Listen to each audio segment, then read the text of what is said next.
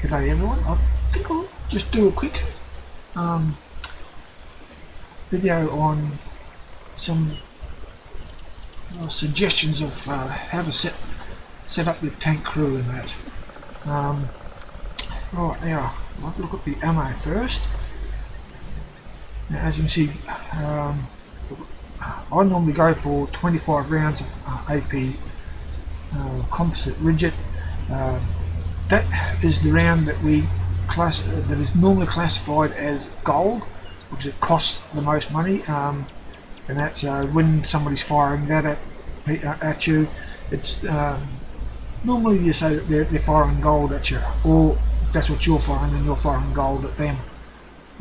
That's where that term, when if you hear people saying that they're firing gold or whatever. So let's go to the equipment.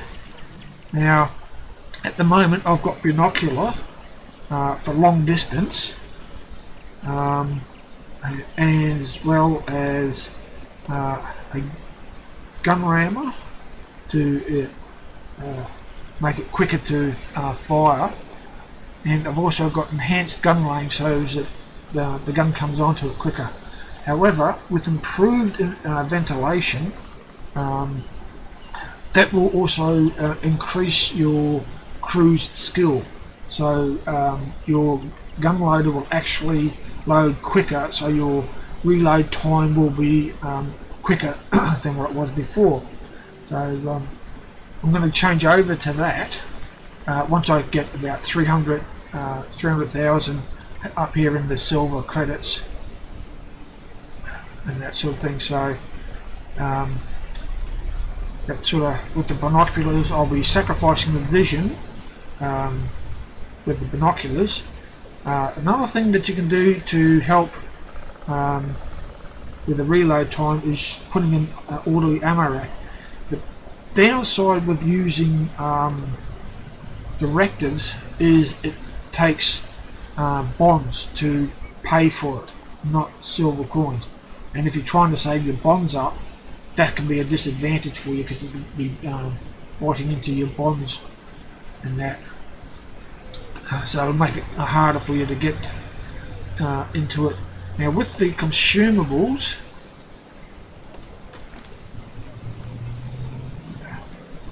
right, I'll go for the large first aid extinguisher, automatic fire extinguisher, and a large repair kit. Now if you go with a small repair kit, you've got to click it twice. So with the small repair kit, you want to repair your tracks and that, you want to put that in the fifth, so you just hit it once and then a second time and it'll repair it. Otherwise you've got to stop and look what you're doing, and that's why I prefer to use the large repair kit myself. Now that's basically the basic setup for the tank itself, the equipment. That's what I'm looking at on this particular tank anyway, but I want to eventually do that, go through that with all my tanks and everything. Now with the crew skills, right, now the commander, you want to go with the recon to increase your maximum view range.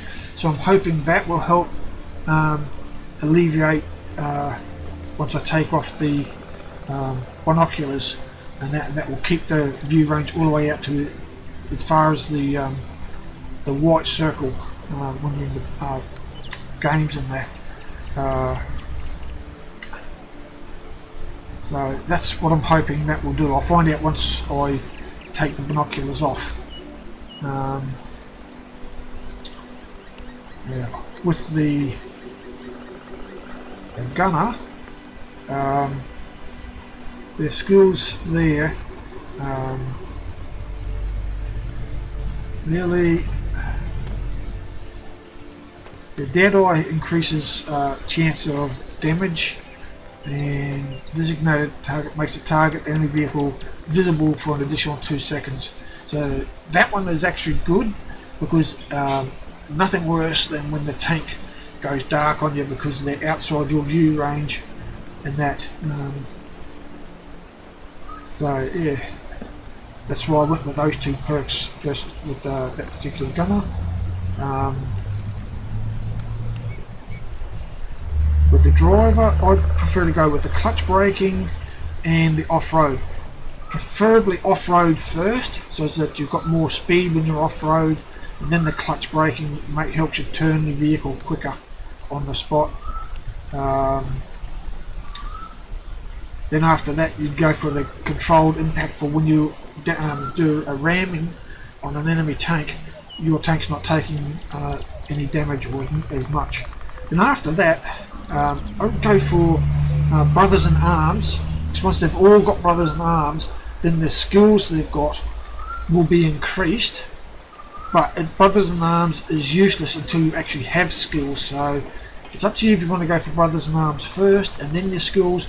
Personally, I'd go for my skills, get a couple of them up, and then go for the Brothers in Arms.